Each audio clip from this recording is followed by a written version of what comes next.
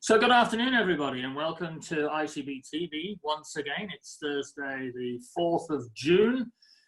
And if you've been greeted by a man there with slightly more hair than even I have at the moment, that's our guest for today, David Somerville, who is Strategy Director with a company called FreshEgg. And we've come across FreshEgg at ICB because they're working with us to look at our what is poshly titled Search Engine Optimization, or SEO. And my other guest today is the person within ICB that's responsible for that, Amy Copeland, who most of you know. Hi, Amy. Hello, good afternoon. So basically what we're going to talk about today is digital marketing and ways of marketing you as an organization, as a bookkeeper, as the go-to person, etc. Talking in some general terms, but I hope also David will be able to be specific about some. Got quite a wide background, David, from what you've just said. So very much of where you came to, where your organisation came to ICB really was auditing what it is we do at the moment. Yep. Basically telling us what we've done wrong and suggesting ways that we could do that better. Like most experts, that's what they do first. They rip you apart and then they build you back up piece by piece. But actually, being a bit of a skeptic myself about this, I was really pleasantly surprised by some very positive stuff that came out of it. So give us you're the strategy director, so give us a bit of an idea about what FreshEgg is. I know some of your colleagues are actually furloughed because some projects aren't going ahead. ICB is trying to keep its project going, so hence we can get people like you along. But Yep. just give us a rundown of FreshEgg and what you all do. Perfect. Thanks, Gary. So FreshEgg are a digital marketing agency. We're based in sunny Worthing on the south coast, just next door to Brighton. And we've been running as an agency for about 20 years now. We were started up by two best friends in their bedroom, classic internet startup story. So they realized that they could start to build websites for friends and family and then local businesses and friends of friends, etc. And that was, sort of 20 years ago. They started to build websites out, realized there was a thing called search engine optimization that started to come around. So they got interested in that and started to offer that as a service as well. So they grew the business. The sister of one of our founders joined the business as well. She used to work at the Body Shop and she joined to become the third member as such. And they started then to develop the agency to what it is today. So over the years, they grew in terms of size, in terms of people, and in terms of clients as well. And we started working a lot more with larger clients, more international clients as well. So we still do work with some relatively sort of local businesses as such in Worthing, but we tend to work more with sort of medium to larger size businesses. And we typically cover most topics within digital marketing. So we do things like design and build websites still. We do search engine optimization, and we look at content on websites. We do social media, so looking at social media content as well and how well your social media is performing. We do lots of analytics and insights, so we help you to measure how your website's performing and help you to measure what you're looking to achieve digitally. And we also do something called conversion rate optimization, which is optimizing your web pages to perform better. Now, just for the novices amongst us, search engine optimization, what it actually means is basically putting stuff on your website, which means that things like Google will pick you up quickly and put you to the top of the page. Is that it in a nutshell? Yeah, broadly it is, definitely. So Google is the predominant search engine. I think it's probably around 85 to 90% of all searches made in the UK are via Google these days.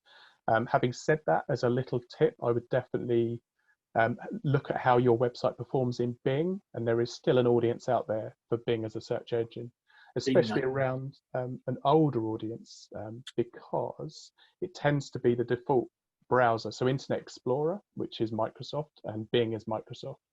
If you buy a new laptop and it's got a Microsoft product on it, then often Internet Explorer is your default browser. And so when you start to do a search in Internet Explorer, it goes to Bing as opposed to Google. So there's often an older audience, my parents included, who when they bought a new laptop would be using Bing without really realizing they weren't using Google. Right. Well, I must be a young audience then, because I hate Bing. It doesn't do it for me at all. It's full of weird adverts, whereas Google, I suppose I've been using Google for a long time, so it works out roughly what Garry Carter's going to ask anyway. But I get a very good response from Google. If I slip up and accidentally forget and use Bing, then I get all sorts of rubbish there and everything else. So, Amy, how did we come across FreshEgg?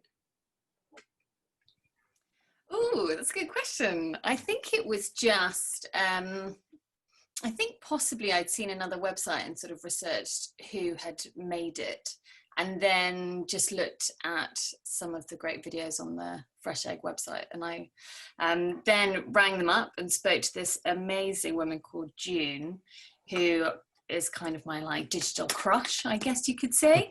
And she's just incredibly eloquent. She gets everything that I say and is able to kind of paraphrase it back to me in a way that makes me sound like smarter, more intelligent. So so we just kind of hit it off really. And I actually initially approached FreshEgg with the idea that they would help us with some digital marketing and basically help us to Sorry, Lamborghini or something whizzing past the door. Kickstart our marketing, basically, to sort of help us reach a wider audience of people, because I just think we've got this great we do great things really. We've got all of our exams are digital now, so you can do them remotely. You know, bookkeeping is such an accessible profession now, because you know, you don't have to wait around for like the exam centre to be ready or the exam to be written. You can take your exams whenever you like. So we are actually able to qualify people very quickly. And yeah, we've got this great community. So I just thought, why don't we sort of try and help boost it with a bit of digital marketing, because we're quite a small team here. Even though we've got thousands of members, we're quite a small business ourselves. And you get to this point where the digital world is changing so rapidly, you can't really be experts in everything. And I think what FreshEgg offered was this this way of kind of extending our team, whilst also being able to work with people that really kind of got what our values were and why bookkeepers are so cool. But then so kind of subsequent to that, we got on to talking about the website, and yeah, I guess, you know, the bar is so high now that our members expect to have a really easy, frictionless experience. So whether that's taking their exam or booking their CPD or like doing a course with us, reading news, you know, we kind of have a responsibility to be as make our website as delightful as possible, I suppose. So what you're saying is we started with the 50 quid job and turned into the 6-figure sum because it's just got more and more and more. But anyway, so David, I mean, how do you approach a client for the first time? You know, what is it you're trying to give us that we don't normally think of ourselves? Mm-hmm. That's good. Yeah, good question. So what we like to do is take two approaches basically. The first is to immerse ourselves as much as possible in your business. So we want to really understand who your business is, how it's structured, what digital channels you use, what your data looks like, and really get ourselves immersed in your business and understand that world. And also importantly, as part of that, understand what your objectives and goals are. So we'll often speak to our clients and ask them questions around what are they looking to achieve in the next 1 year, 2 years, 3 years. How have you been performing recently? What are the real key things you're looking for digital to do in some way, regardless of what that channel is? And the second thing we look at is audience. So it's really important, and we're big advocates of, and this is for businesses small or large, is you need to understand who your audience are, what their needs are, what their experiences are, what sort of touch points digitally they go across their journey with. And if you understand what you're trying to achieve and understand your audience, what they're trying to achieve, it's all about then matching up the two. So what we would then do is typically work with some sort of plan to understand, okay, you're trying to achieve X. Okay, this is how we believe digital can help you. And at this point, this is what we need to find out about your audience in order to make sure you're putting the right marketing activity in the right place as such.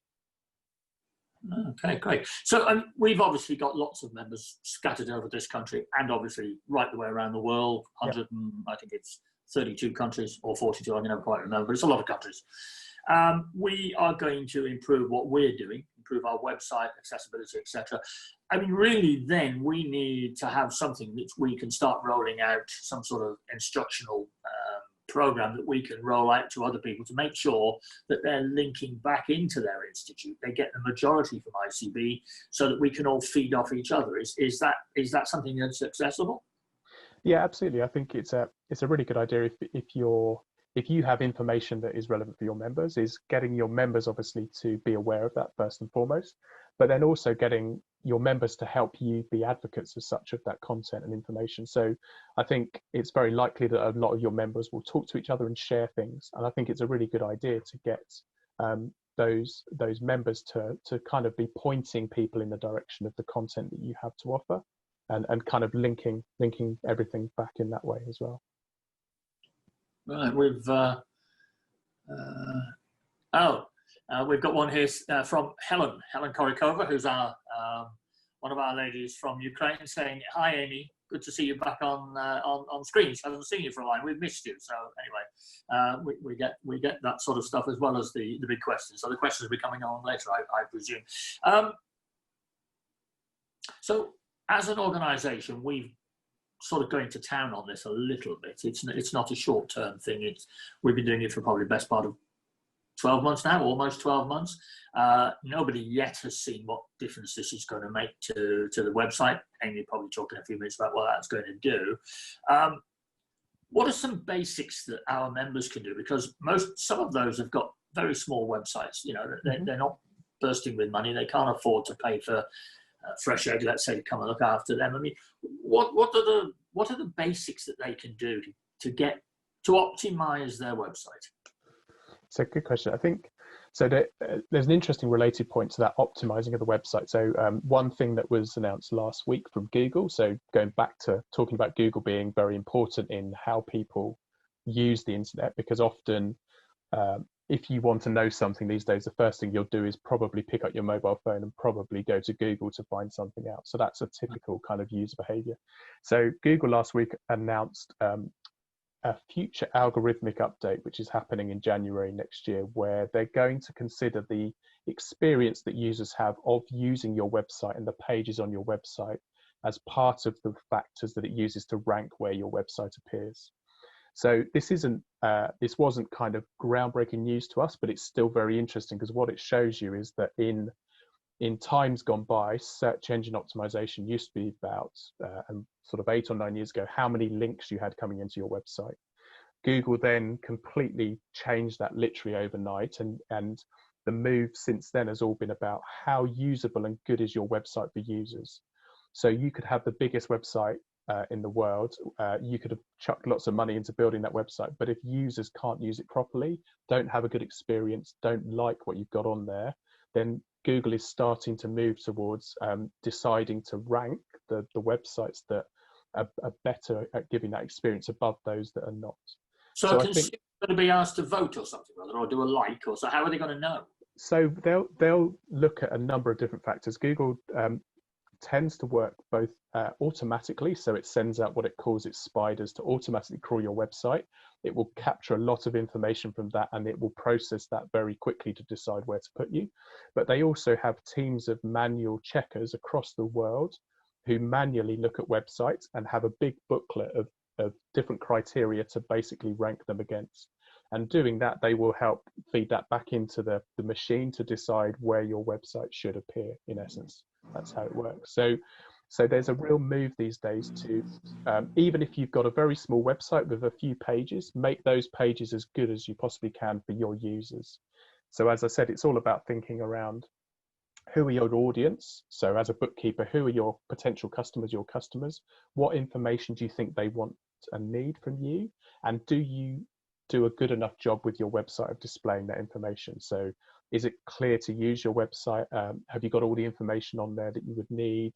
Do you have things like customer testimonials, so testimonials from people that are your customers already? Do you have different types of content as well? So do you have video content on there to help, videos explaining about who you are and what you do? Do you have guides and blog posts and information? So it's all about delivering a rich experience to users. So when they use your website, they feel like they're getting what they need from it in one visit as such. Wow.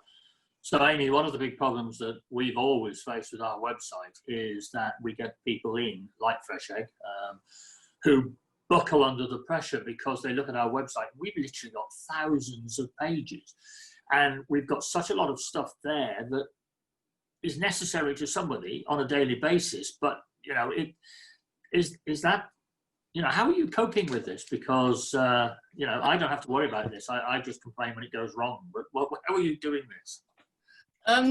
Well, let's be clear. It sort of remains to be seen how I'm going to cope with it, to be honest. You know, it has been really helpful. We basically are working with two teams at the moment. So we've got FreshEgg who are looking at the content, really, I suppose, and the SEO and the designs, and then we've got our development team, our sort of tech team, doing the build. And that's been quite refreshing for me to be able to sort of have those two teams to work with. And so that's Eintech. That's Eintech, yeah. Right. And they run just so members know, they run the My ICB, what they see as My ICB, yeah? And the whole website. Yeah, exactly. So the whole website at the moment is built off the back of our CRM, our Customer Relationship Manager, or our database. And so that is what the ICB staff are using on a daily basis. And that's where we populate all of the content within the website. And so that's how, when you log in, the website knows who you are, what membership grade you're at, what exam you're next eligible for.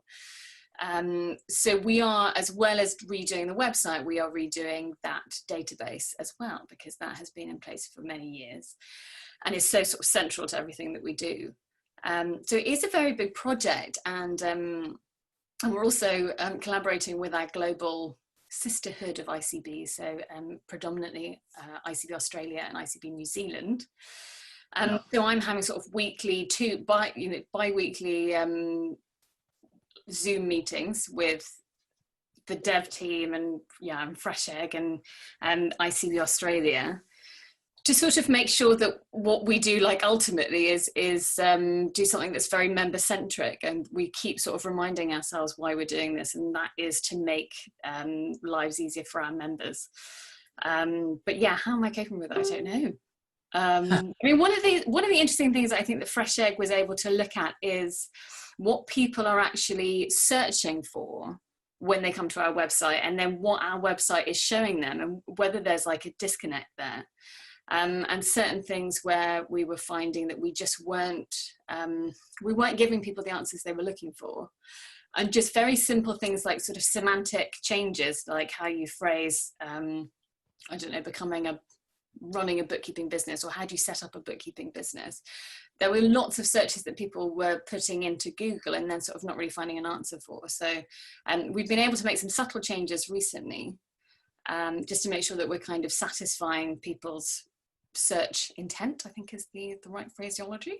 Yep. That we're kind of doing in the meantime, and then that's kind of informing all of our strategy for when the website is relaunched. So there's sort of many different parts of it. It's like making a great looking website, making a website that actually is useful to people, and then also building up the database behind it.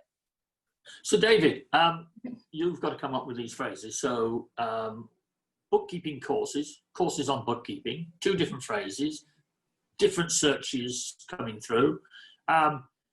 In the background, whilst we're changing ours from bookkeeping courses to courses in bookkeeping, everybody else is thinking, oh, well, ICB's doing really well, let's change our phrase. So they changed to the one we're moving away from. All this sort of stuff can happen. Yeah, definitely. And that's why I think it's important to think beyond just keywords that people put into Google. And that's why Google, as I said, it's moving away.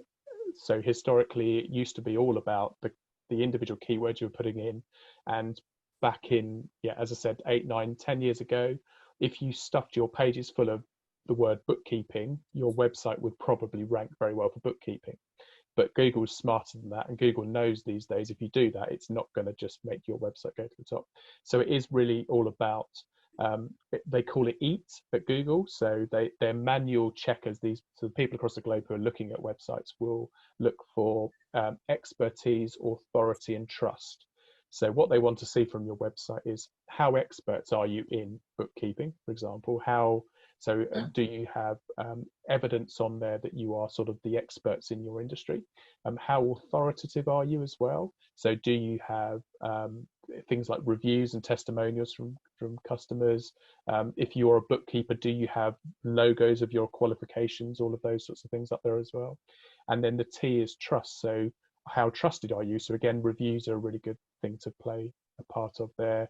Have you got good quality content that helps show that you know what you're talking about? You're an expert in that area as well. So even for small businesses, it's really useful to consider, how can I make my website as kind of optimal as possible to show that I am trusted, expert, authoritative within bookkeeping, even within a small geographic area per se. So you say that Google is changing, it's adaptive, obviously. Yep. Are we changing in our ways, and therefore we have to keep up with that as well? Are people changing the way they use social media and they use media generally? Very much so. I think, obviously there's been the huge device shift over the last few years. Some of our clients will typically get 80 to 90% of their traffic from mobile devices alone. So therefore, if you're designing a web page, you don't want to just design it for a big, nice looking desktop screen if your customers are actually coming via mobile. So it's really important to look at your own data to see how your website's performing. So if you use Google Analytics, which is the main website analytics platform attached to your website, you can get all sorts of information from that on how people are using your website, how good your website is in terms of performance, and use that information to see how things are changing and how things are differing. But humans are definitely changing. I mean, if you think these days, people are used to having stuff really quick and fast.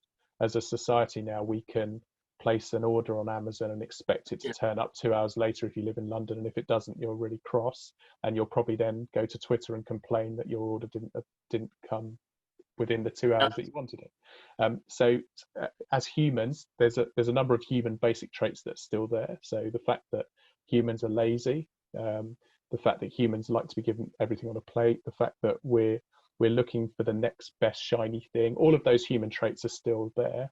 But in terms of technology, the expectation has just stepped up a notch. And I think that's particularly the case even in the past 3 months. If we think how people now, so I think of my own parents who have suddenly had to use digital stuff because they can't see their grandkids face to face because we're not allowed to go around there. So they've had to learn how to teach my dad how to use Facebook on his phone so we could do video calls and things. Has been interesting. So it's not just a generational thing. There are lots of people who all of a sudden have realized that actually there's technology that can help do things quicker and faster and more easily. So therefore you need to be almost thinking, well, where are my customers? And therefore, where should I be putting my marketing as well? There is a concern I have, and that is that there's a great upsurge in the amount of false news that's being generated at the moment. And I noticed the BBC have now put on a false news department, goes through and pulls it apart and then reports on it later. And it's very difficult when you are a consumer to know what is right and what is wrong, unless you have some sort of personal experience and you can say, no, that's definitely wrong. It's difficult. As a professional body, we have very high standards to maintain. We do occasionally come across organizations and people who set up blogs or set up would-be organizations or whatever and sound pretty good, but they claim to do everything that we're doing, send us your money, etc. And members do get caught up in this, only to find that they're not what they thought they were. I mean, is Google interested in that, or do you think it's just going to be up to us to make sure that people understand we're professional, or are we going to have one of these little blue ticks or blue circles with a tick in it to say we are a bona fide organization somewhere? It's a good question. I think Google to an extent isn't interested because it's so big and so global and so busy with what it does. And again, you have to remember with Google, they are an advertising website in essence. So whilst they are providing a free service to allow you to search the internet in seconds, they're in essence trying to get you to click on the adverts that are appearing top and bottom of the search results. So in a sense, Google are not interested, but in terms of where they will put your business in search results, that's when they do start to get interested. So again, it goes back to, if you, with the ICB, show that we are a trusted organization, we've been around years, we've got lots of members, we're affiliated with these people, we've got links coming into our website from these trusted organizations, Google will take all of that information on board, and it will understand that, and it will start to kind of see that actually, yes, this is a trusted website. They'll look at the clicks that you get, the traffic you get, and all of those things will be part of where they put you.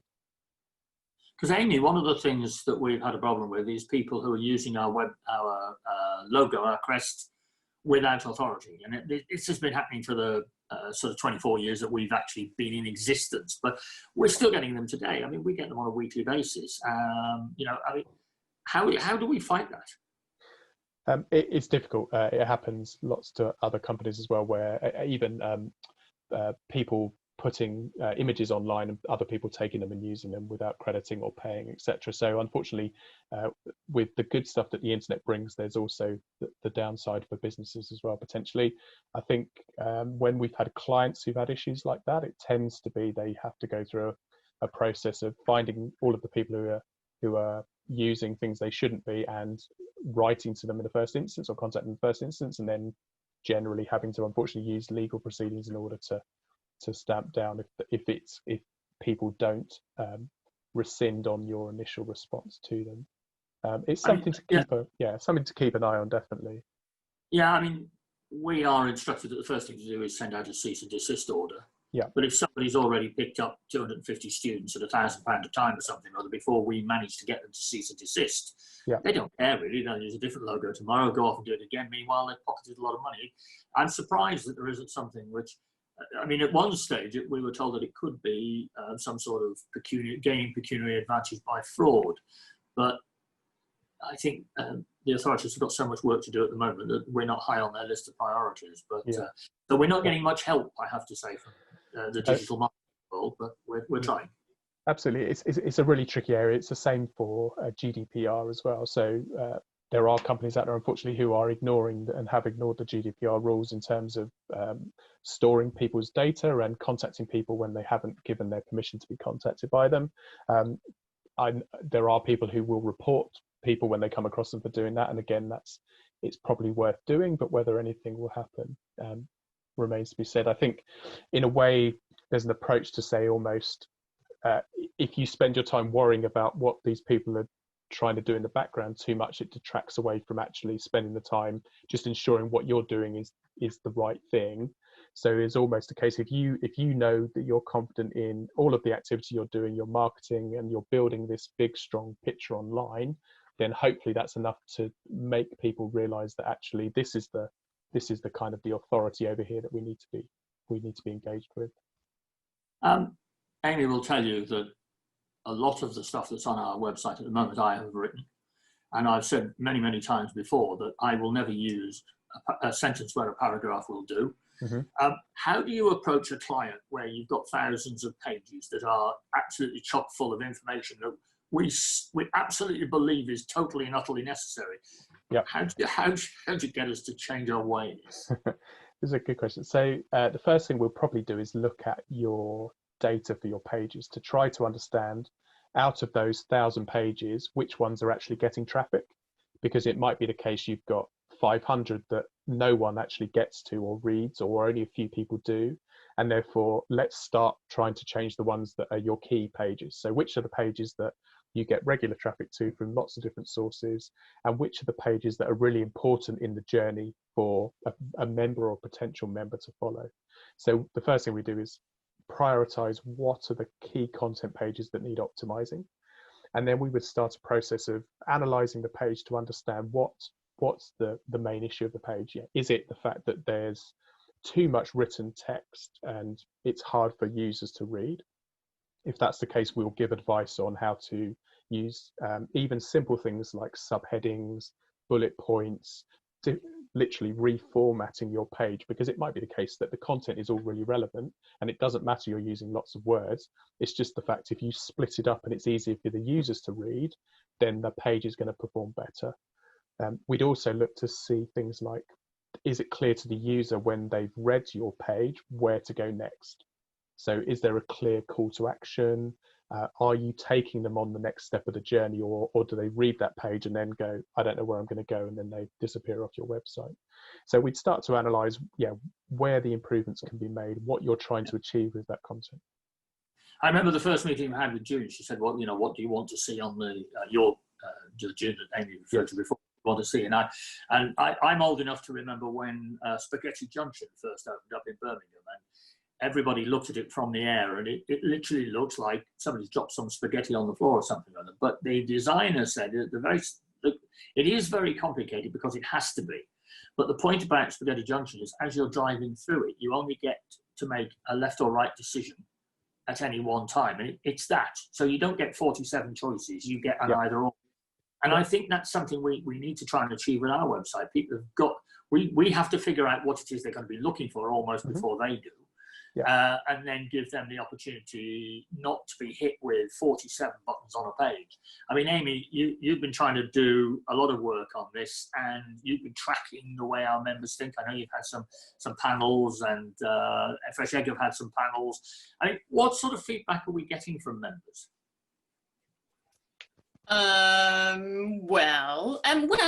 We looked at, we spoke to members, and we spoke to prospective new members, people who were coming to us for the first time, and we actually spoke to SMEs as well, who are looking for bookkeepers. And I'm pleased to say on the members' behalf that the most delighted of those people were the businesses who want to hire bookkeepers. So that's like an immediate win. That they found those journeys very straightforward, and they were able to post a vacancy for a position that they had, or they were able to find a local bookkeeper. So that we were doing relatively well. And hopefully we've got bookkeepers who are feeling that. I know Sylvia Borhill has said a couple of times that having a directory premium listing pays for itself, so she's right up there at the top of the search when someone puts in a postcode near her. So that's good. We were getting a lot of feedback from prospective new members who found the sort of multi-part application process quite complicated. And we have had to do quite a lot of work in the background about the exemption process and the kind of flow as far as that's concerned. But it requires so many, I've looked at other bodies as well, and I actually think in comparison we're relatively straightforward. But it's just one of those weird things I think professional bodies do. They make it more complicated than it should be. But that's a really fun puzzle. And our members have come back saying all sorts of things from, I think, particular bugbear is that our website is not great to use on a mobile phone. So, if you get an email with a news article, we're not making it very easy for you to read that news article. If you're following a chat on the forum or a thread on the forum and you want to just be able to quickly reply, we haven't, we're trying to make that more simple. So yeah, lots of fun feedback. I mean, obviously the invitation for people to give me feedback is infinite. So just carry on giving me feedback. And what FreshEgg did actually was together with them, we've looked at the structure of the pages and the menu layout. And then we were able to share that with members as well. And just sort of say, if you were looking for this piece of information, where would you go? And that's really helped us kind of understand what words mean to people, really, I suppose. And I would disagree with you, Garry. Actually, I think I have written more content on the website than you have. Have you? Okay. Yeah. Well, as people have seen today, you're another person who tends to talk a lot, so we'll for sure.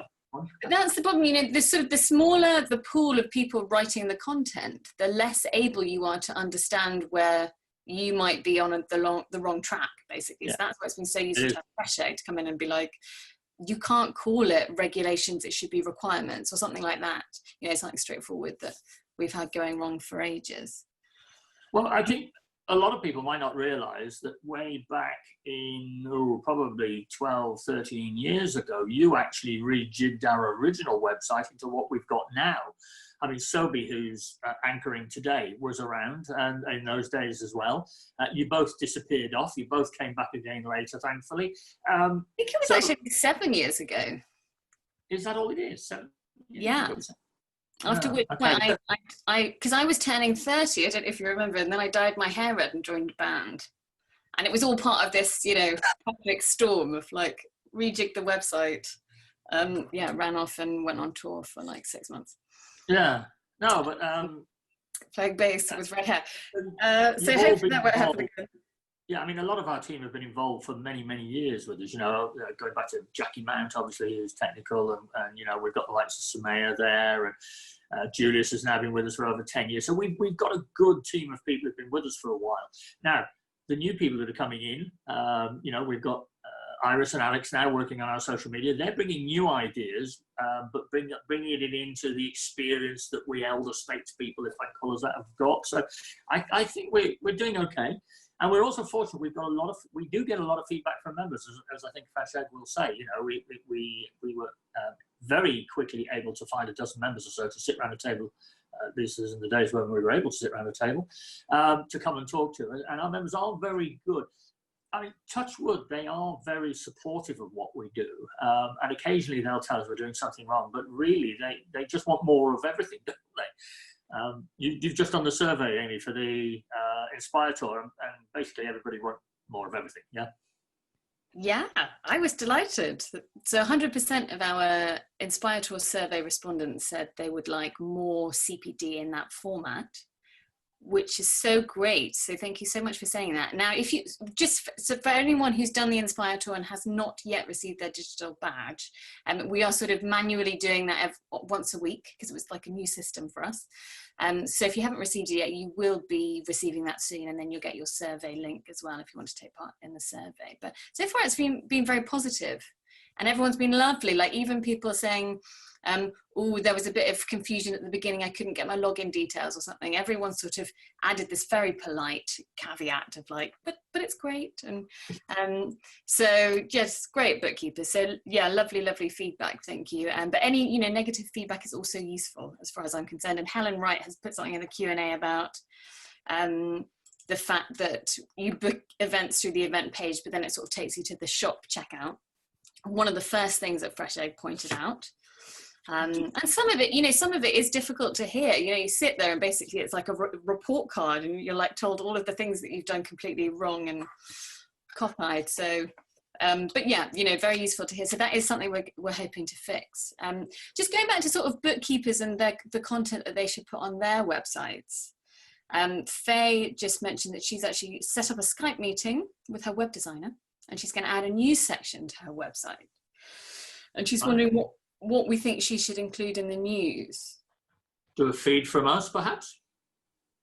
Yeah, you're more than welcome to copy our articles and stick them on there. Absolutely.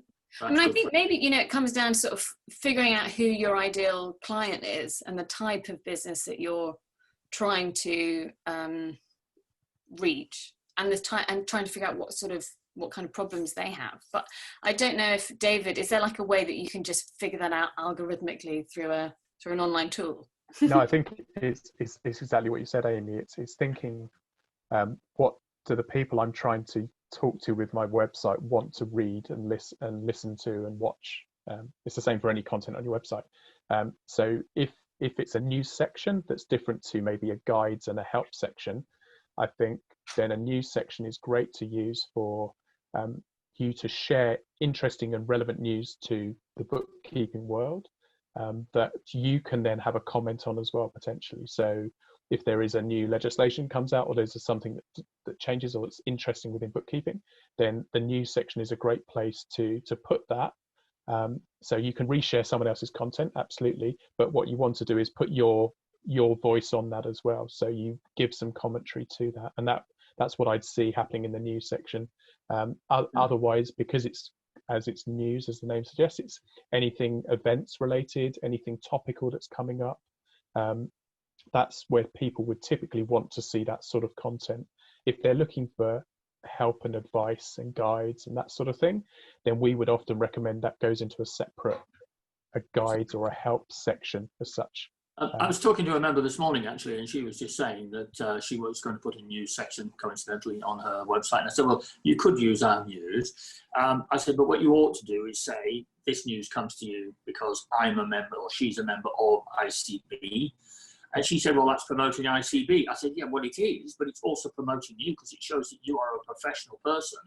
And if the information that we then feed into that section on the website is good, they're going to think, great, this is fantastic. And my bookkeeper is getting this because she is an absolute professional bookkeeper. So, and I think that's important. You know, we've got to share this professionalism and get it out there as much as we can. One thing that yesterday, David, we had 5 of our members who are very big on the social media, just talking about what they're doing and doing different. But one of the questions that came through from one of the listeners was, do we still need a website nowadays? Mm-hmm. That's a really good question. Whether actually do you just need social media? What are your thoughts? It's a really good question. I think so. We've got an estate agent client, and we know, and you guys would know, if you're looking to buy or rent a new house, typically you'll start your journey probably on somewhere like Rightmove or Zoopla. Yeah. And on Rightmove, you can get all the information about the property. You can read everything you need to, and all then that's left to do if you want to buy or you want to view that property is simply contact the agent to actually view it. So arguably that estate agency doesn't need a website because you can go to Rightmove, then you pick up the phone and you can make an appointment to view that house. However, what the reason is they know they need a website is they want to build their own authority online when people are searching for their brand name. So typically what happens is when people, even if, and I know a lot of your members will get recommendations through word of mouth offline, people saying, I've got a great bookkeeper I can recommend, which is great. But what the person will often do next these days, especially, is go to Google and search for you. So if they're searching for your company name, your business name, or even you as a person, what they probably going to want to find is somewhere where they can go to get all the information they need about you, and that's where a website comes into play. Arguably, and lots of people are running very successful small businesses just using Instagram, for example, because they are making products at home, they're posting up photos of their products online, people are messaging them, they're sending them a PayPal link and they're transacting, they're sending it out. So yes, you can do it. I think the one thing that the website gives you is, if anyone's going to use Google to search for you and you don't have a website, they could end up on any website that mentions you or talks about you, which is out of your control. Whereas if you have a website and you can build that website, the authority of it, then it's a good place for people to land on, people to go to. And I think it's important that people keep their websites up to date. So perhaps take a smaller website, but keep it up to date rather than a large website they can't cope with. But I take your point about it being the image of the organisation. I mean, many years ago, I worked on a newspaper called the Shrewsbury Chronicle. I did the advertising, and we had quite a battle going on between the estate agents. Now, they didn't have the internet in those days, but people who wanted to buy a house would go straight to the estate agent and ask what people had got. Yep. And we were always a bit concerned about this, that eventually there would be no advertising. But actually, the competition was to make their estate agent look bigger than anybody else's. So therefore, people would go to them. And there was a big battle on, I always remember, between a company called Hall Water Genoan that were bang in the middle there. And they always had the first double page. This was a big broadsheet paper, double page. And then we had another company, and I've forgotten quite what they called, Coopers and somebody, I think it was, and they always tried to have the next double page. But Coopers didn't have as many houses, so we had this thing where their pictures were twice the size of Hall Water Genoan in order that they could just get that double page. But ever since then, and you know, since I've been working on that, I've realised that it's the image around something that makes you go to that person or to that organisation when you need them. You might not need them at the moment, but when you're ready for something like that, something in the back of your mind says, oh, I remember that. Oh, yes, that was that big company, weren't they? And I think that's important. A website by itself isn't good enough. You know, a business card by itself or a leaflet through the door, it's all part of what I think in my day used to be called a media mix. I don't know what it's called now. But anyway, same thing. Yeah, and I think that's important, and it's something we say to our members. You know, don't rely upon one avenue. Just try and get to as much as you possibly can and do as much as you can. But first thing to do is get the image right and then project it. Yep, absolutely. It's a good point. I think related to the argument around a website or not, if you think about again how people use the internet, and if I need a bookkeeper, I might typically type into Google bookkeeper near me, and Google is smart enough because it knows where my mobile phone is that it will show me my local listings. What you'll often get is those what they call the knowledge graph boxes on the right hand side, which give you more information about customers and businesses. So if I found the name of a bookkeeping business and I Google that, there will be that company box that appears on your laptop on the right hand side, on your mobile phone at the top, and that box is called a Google My Business listing. And what that does is it gives the person searching basic information about your business, so your business name, your telephone number, your opening hours, link to your website, some photos, and also reviews appear there as well, Google reviews related to your business. So an important thing I would say is Google your business name and check what your Google My Business listing looks like. If you haven't claimed it, and you'll see that because it says this business hasn't been claimed, then that's the first step. And to claim that business listing, because then you can edit that information. You can edit your website address, you can put your opening hours on there if you want to, you can update your telephone number, you can change the address, you can upload images. And arguably, if I was looking for a bookkeeping company, I found that box, I could just click to call on my mobile and I wouldn't need to go to the website. So the Google My Business listing is a really interesting and quite powerful feature to use that Google offer you. So that's great information. Just remind our members again then, how do they get to that? So if you just simply search for your business name, or your name if you are the bookkeeper, in Google, and you should find a business listing box that pops up. So Google automatically creates these listings whenever a new business is registered. It scrapes the internet and it knows, okay, this is a new business, and so we're going to put up the information there. If you have a website, they'll take the phone number from there, they'll take the address from there, etc., and display it. So many people have claimed their listings, and if you claim it, it gives you the ability to go in and edit it. So you just search for your brand name, your business name, and you'll see it appearing there. Can you stop other people taking it first if it's your name? You have to claim it with proof. And the way Google do that is either they send you a postcard in the post that you then go on with the verification code to your address, or they do it via a mobile phone number. So they try to ensure that only the people who actually own that business are claiming the listing. Amy, have we got any? We've got a couple of questions there coming through. Are you keeping an eye on the questions? And yeah, I certainly am. There was a question from Lucy Brown, which I think is quite a good one, actually. She's just wondering if there's an optimum frequency for news updates on a website. You want to keep it up to date. Should you be posting it at a certain number of times a week or a month? Also, I was wondering, David, if you could maybe just briefly touch on the importance of backlinks and keywords. Yeah, sure. So to answer the updating question, I think the question to consider is, would I expect my customers to come to the website regularly to check the news content? So as a bookkeeping website, for example, you might find that if you think about what your customer's journey is, they are probably looking for a bookkeeper. If they don't know you, they find your business, they engage with you, you start to work for them, etc. And unless you have a website where they've got to come back because they're going to log in to look at the information you're doing or what the work you're doing, they're probably not going to come back for a while. So if it is for a bookkeeping website, the news frequency probably doesn't have to be very frequent, because people aren't expecting, you're not a news publisher, you're not a publishing company. They're not expecting you to be churning out 20 articles a day. Having said that, I think it's worth adding enough.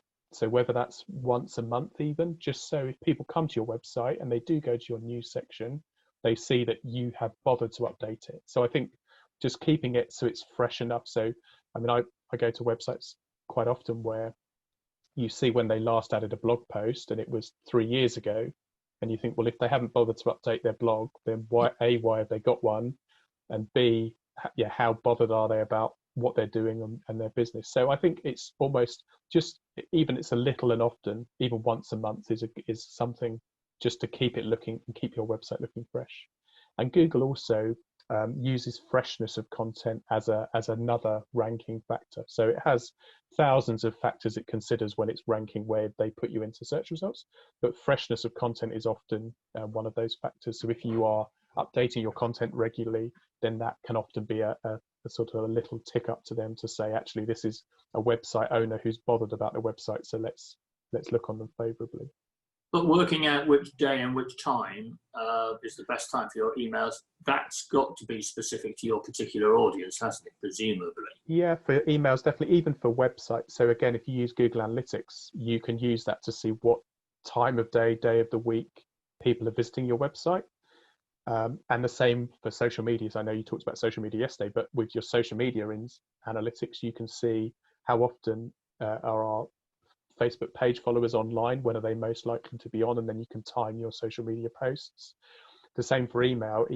So as FreshEgg, we send out a customer newsletter twice a month, and we played around with the time and the day we've sent it, because we've tested it to see which time of day do we get the most response from. So all of those things are kind of within your control that you can kind of test around a little bit. Which is why we send out our newsletter on a Thursday, isn't that right, Amy? Is the Thursday our best day? Or at least we try to. It is going to be sent out next Thursday. Yeah. Hopefully. Yeah. In the morning, I think is more optimal than the time it normally goes out, which is PM. Did you mention a couple of times Google Analytics? Again, bearing in mind some of our members are perhaps not as IT savvy as others. Mm-hmm. How do we find Google Analytics? How do we link into that? So I think if your website is a simple one page and that's it, then there's probably no need to use Google Analytics, because if you're literally using your website almost as a very, very, very simple online holder, because you do genuinely get most of your business offline and actually you just want to have a presence, then I probably wouldn't go to the trouble of putting Google Analytics onto your website. However, even if you've got 3 or 4 or 5 or 6 pages, and if you feel that your website is important to your customers as part of their journey to engage with you, then I would recommend putting something like Google Analytics on. So Google Analytics is a free tool from Google. So if you literally Google Analytics, you'll get taken to the Google's website. And what you'll need to do is you set up an account on there, and it gives you a piece of computer code that you need to get inserted onto your website, which is something either you can do yourself if you know how to do that with your website CMS, or if you have a website developer or website company, then they can do that for you as well. Once it's in place, it starts to track all of the traffic that's coming into your website, and you can log in as often as you want to see how that traffic is performing and what's happening with your website. Now, how do we move from passive websites and passive people getting to you when you've attracted as many, to actually going out there and finding business? I mean, that has to be the next step, presumably. How do we do that? So there's a number of different ways. And again, you talked about the marketing mix earlier, and for us, it's all about trying different things in order to see what you get the best response from. So the first thing, and I'll always go back to it, is understanding your customer journey. So if you're thinking about people you want to engage with, where do they start their journey? Where do they look first? Which touch points might they come across? So it might be the case, for example, that people who are looking for a bookkeeper, the first thing they do is go to Facebook because they want to ask their friends and family and people they're connected with, do they know of any bookkeepers that they can have recommended to them? So if you think that could be the case, then you could test using Facebook advertising to put your ad in front of that person in order to encourage them to click through to your website and explore there. Obviously, we talked about Google My Business, having that optimized for people finding that as well. Again, other social media, it could be if you think people look for reviews when they're looking to see whether they want to work with a business or not, have a look at your Google reviews and see whether people have placed a review about you and how good that review is. Have a look even on websites such as Trustpilot. So Trustpilot is a large reviews website that lots of businesses are listed on automatically without you even listing it yourself. So again, have a look at that and see how your Trustpilot rating is, see if people have rated you, see whether you need to claim that listing so you can can optimize that as well. So it's all about starting to understand where the people are on their journey and then testing different marketing ideas to get in front of them. That's pretty good. I mean, Amy, generally speaking, our members seem to be doing quite a lot towards their own marketing. They are don't necessarily always tell us about it, but I've just been looking at some websites this morning that link through to us just to check on, make sure the links are working, etc. Some of them have got some pretty smart websites. Oh yeah, yeah. And I think I think partly why that is because there's not a lot of bookkeepers who only just do bookkeeping. There's so much variety in the sort of backgrounds of our members now, and then they're kind of bringing these other skills and other interests to the fore, and quite often you see that coming out in their social media posts or their websites. And I think that's kind of, I guess, it's more than just being an ICB bookkeeper, actually, not just a bookkeeper, not just an ICB bookkeeper, but actually just being yourself and sort of having the confidence to know that your clients basically are going to stick with you because of you. Actually, it's not because they get their tax return done. And so I think that's quite often, I'm not sure exactly what everyone said yesterday, but I think if you can have confidence, like let your own personality shine through, that's always a good thing. Yeah, I think perhaps sometimes our members forget that it's a bit like going for an interview for a job. When you walk through the door, or you're seen on a Zoom nowadays trying to get yourself a new client, first impressions are everything, but people are buying people first. I think the majority of small businesses, okay, you're an ICB bookkeeper, fantastic, but I can't work with you or something like that. It has to be both things, doesn't it? The key in the door is the qualification or the fact that you're a bookkeeper. But then once you're in there, it's very important that your personality shines through. And I think that's important also with websites. I'm sure, David, you'll agree. But you have to be as personal with your website as you are with your own presentation when you go to see somebody for the first time. You can't look too corporate if you're not corporate, and vice versa. Yeah, it's a really good point. I think people, it's that old phrase, people buy people. I think it's the case of if you think you're looking to engage. So Amy, when we were on the call last Friday, you had someone turn up to chop your hedge, or offered to chop your hedge, and you and that's basically not a euphemism, by the way. and from what I remember is you declined his offer because you felt actually it was a bit expensive, and you weren't sure £30 it was £30, and I live in East London, so fair enough, but. Yeah. So, but it's all about it's the same online. People buy from people, so it's important that everything you do online is reflective and truthful of you. So, Gary, you're absolutely right. There's no point having a really big, flashy corporate website if that's not you and your personality. It's all about, as a business, what's your brand, what's your tone of voice, and just making sure that comes across in all of your marketing communications, whether that's offline, even if you're running print ads, or you're talking at events, or you're handing out leaflets, or whether that's your digital marketing as well. Yeah, our members have just, one of our members has come to us recently. There's an organisation working which is a generalist producer of websites, and there's a guy talking really face off, if you like, straight into the screen, talking about our business, and we're going to do this for you, and we're going to do that for you. And then there's an interview with 4 small businesses who talk about how wonderful their bookkeeper is. The problem is that isn't actually personal, because that person is not part of their business. And although the name comes up at the beginning, at the end, anybody who gets to see you will be expecting sort of that person, or at least the sort of business that person's talking about, so that, they're on sort of a first floor office. You can see out through into the car park. He's sitting at a nice big desk, etc., and he's talking away. It's very good talk, but it's not what they're selling. He's selling somebody's idea of what a bookkeeper is. He's not selling what our bookkeeper actually is. And so we'd say we won't credit this film. I'm personally very against it, because I don't think it's right. And the other thing is, if you go to a bookkeeper and you think they've got these nice little businesses, and it turns out that actually they're not mine, they're somebody else's, but it's what a bookkeeper, it's what a small business normally thinks about a bookkeeper, I think that's totally wrong. And right from day one, ICB on its own website has always tried to have real members. I mean, there's none of this packaged stuff, you know, people from America all smiling and full of teeth and all the rest of it. They're real people that we have, you know, and those of you who have seen Sobe popping up occasionally, when you look at our website at the moment, I think every fifth flash across the top of the screen, you've got Sobe with this glorious beaming grin. But she's one of us, she's ours, you know, so people know her. And we have, one of the big things that bookkeepers have is they are very personal, they are very personable, and they are great with their clients. And you lose that at your peril, I think. So this big, silly corporate idea is I think, is a waste of time.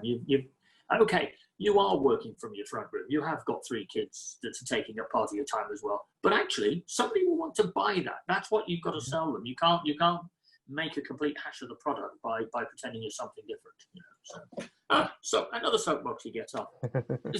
Amy, I see you've taken the questions down. So anything else coming up? At risk of just asking a bit of a technical question after this. This nice bit. Morris Leach on Facebook was just wondering whether where the website is hosted has a bearing on SEO. So he was just wondering if it's better to get it hosted in the UK rather than somewhere else. So some of our technical SEO guys in the office would probably debate this for hours. My less technical knowledge would say that it shouldn't matter, provided the speed of the connection means that your mobile site speed is good. So that for me would be a bigger factor. So again, one of Google's many SEO factors is website speed. It's often the thing, especially on mobile, that lets websites down. Google has a free tool again online you can use, which I think is called Website Speed Checker. If you just Google that, you can put your URL in and it will give you a report card as to how good your website speed is on both desktop and mobile. So I would say that it shouldn't matter where it's hosted. We have clients across the world who have hosting all over the place. But as long as that's not going to impact the page load of your website speed, in essence. But to begin with, Amy, when our new website comes out, basically it'll be the old car but with a brand new engine, because we're changing the engine and the operation side of it first, and then you're going to be doing more to enhance the front end. Is that right? Yeah. I know I should be asking this, but I am genuinely asking you this. Yeah, no, I mean, it's going to look pretty different. Is it? Oh, good, that's good. You know, for better or worse. Yeah, it's going to look a bit different. I mean, we just want to make sure that, that we're giving everyone a good experience and pages are easier to find. And I just think it needs to look a little bit more professional, a little bit more, future-proof.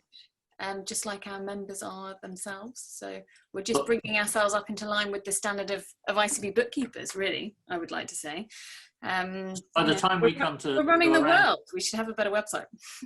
By the time we come around to Summit, we've actually got some pretty fantastic ideas for enhancing our members and their journey and everything else, which we will keep quiet, because I know you're worried now that I'm going to say something. I'm not going to, but we have got some pretty big and revolutionary ideas coming up to make life even better for bookkeepers, yeah?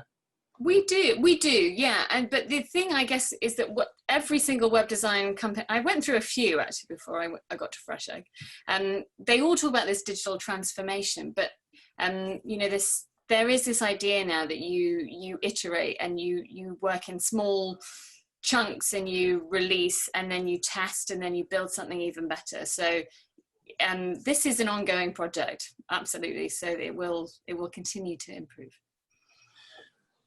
Yeah, I suppose we've done what we're telling our members not to do, which is build something great and then sit on it for 10 years. But anyway, I mean, we've added to it, but that's the problem, isn't it? Your racehorse becomes a camel if you're not too careful, and if you're not careful enough. But just to interject very slightly there, tomorrow, which is as normal, it's our thank furlough. It's Friday. Slightly different format tomorrow.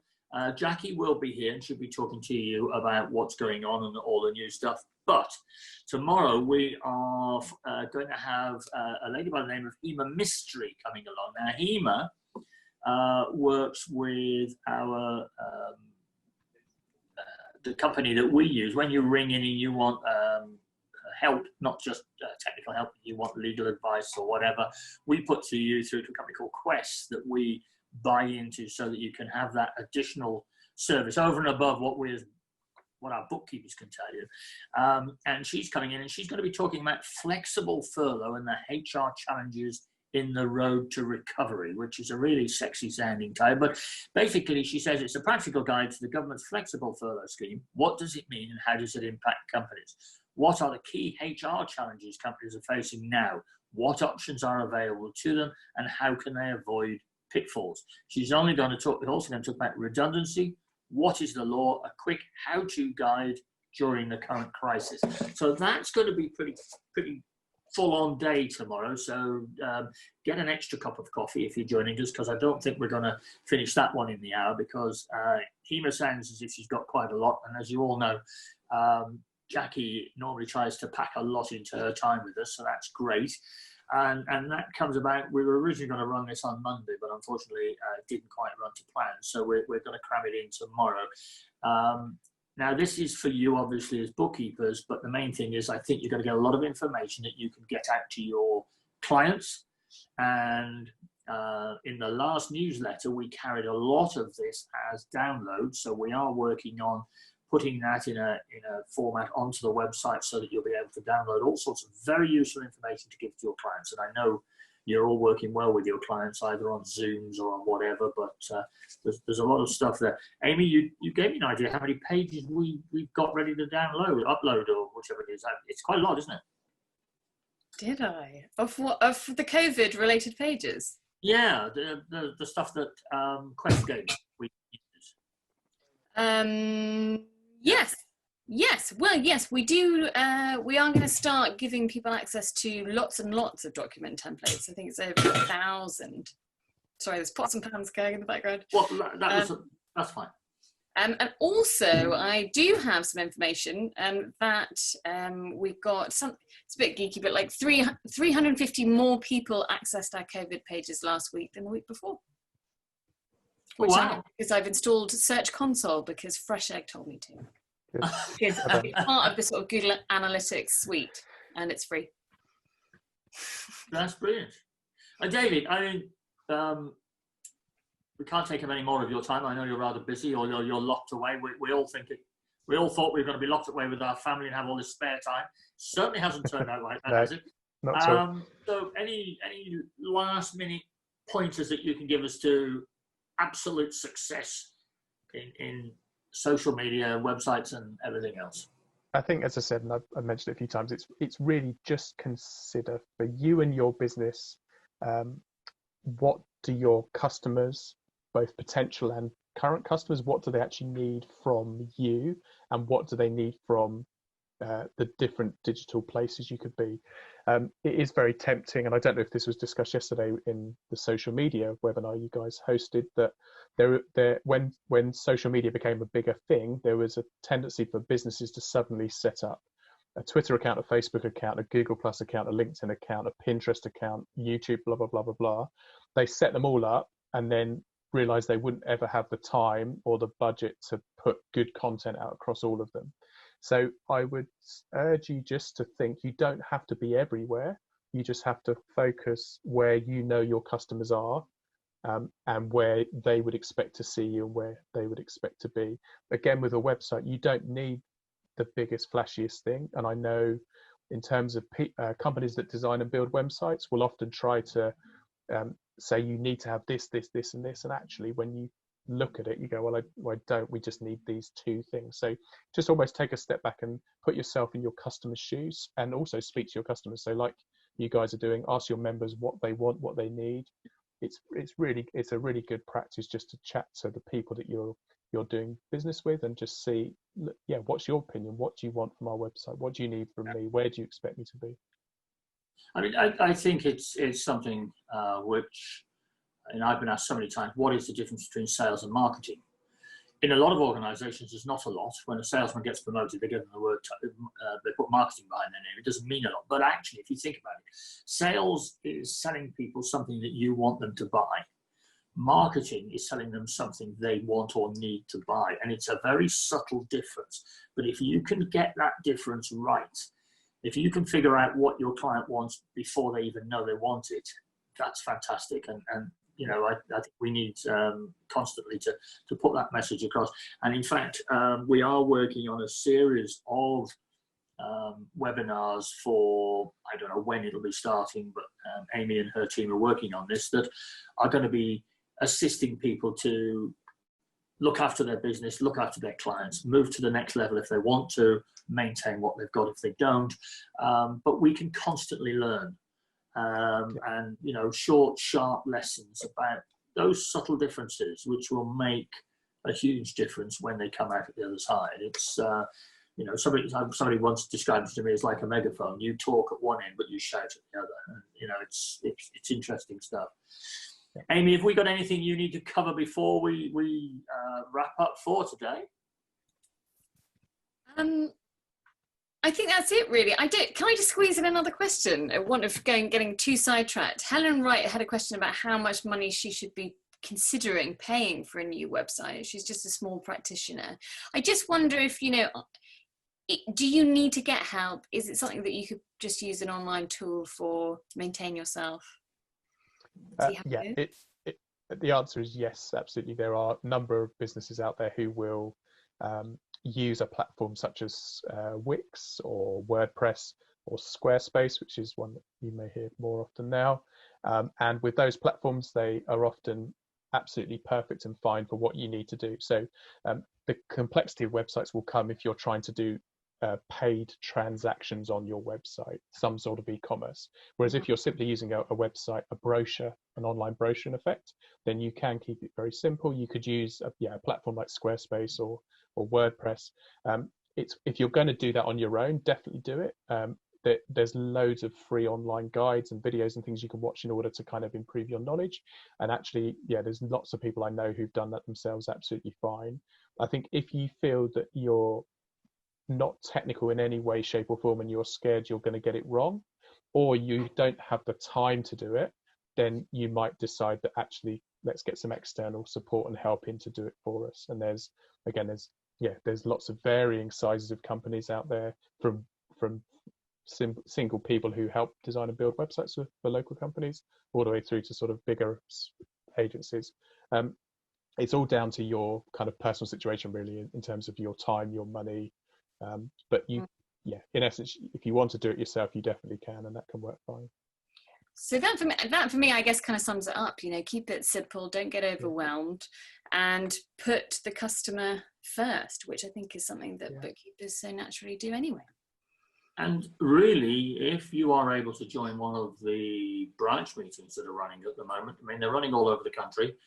If you're in Surrey, there's a very good branch meeting there, for example. But if you're in Surrey and you don't have time to go to that one, you can actually join one in Lincolnshire, which is one of Lucy Brown, who was mentioned before, runs a brilliant meeting, or anywhere you want to go to. You're not restricted because you don't have to drive there anymore.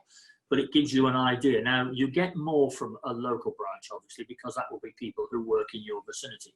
But it's surprising how much information you get from that networking with other members, because if you say anybody got a good idea for a website, you'll get 2 or 3 people say, oh well, I use this, and another will say, oh, I tried that but I didn't like them. That's the sort of information that you'll get from that branch meeting. So if you haven't managed to get to a branch meeting with I think perhaps that was a new starter there for us, you get such a lot from there, and if nothing else, you make friends.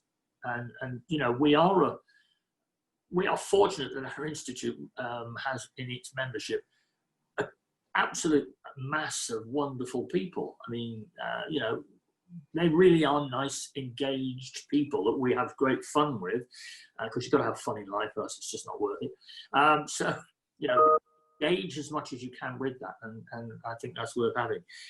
If I can mention one thing, I've just been invited to get involved with the All-Party Parliamentary Group on blockchain and digital ledger.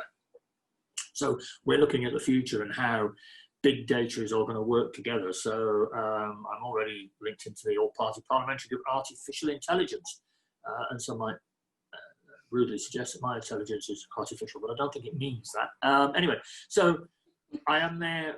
If anybody's got any ideas about blockchain or anything like that, if you've got any strong views on it, if you know what it's all about, then I'm very happy for you to drop me a note, and I can use that, and I can possibly ask a few questions if you've got that. But I'm hoping to get the MP that's running one of those groups to come on to ICB TV to have a chat with us, and he can explain what it's all about. So it's everything from running the judicial system to running your tax to running hospitals, making sure everything's all together. It's Big Brother on one hand, and it's making things work better on another. So you can see this in both ways.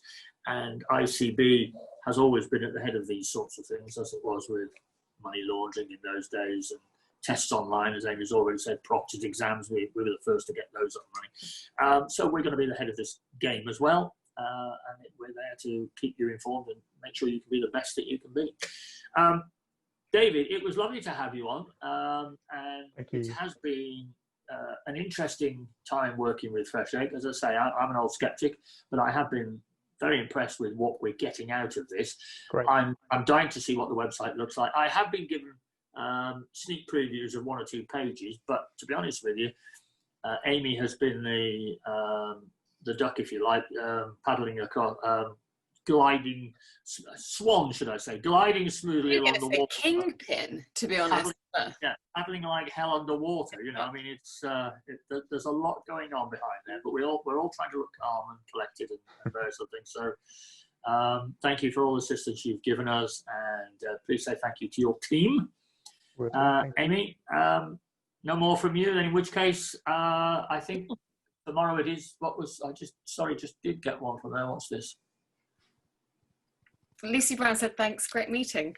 You said loads of, yeah, everybody says thank you, great meeting. Well, that's good. At least you've learned something, and, you know, this is what we're here for. So thank you very much, all.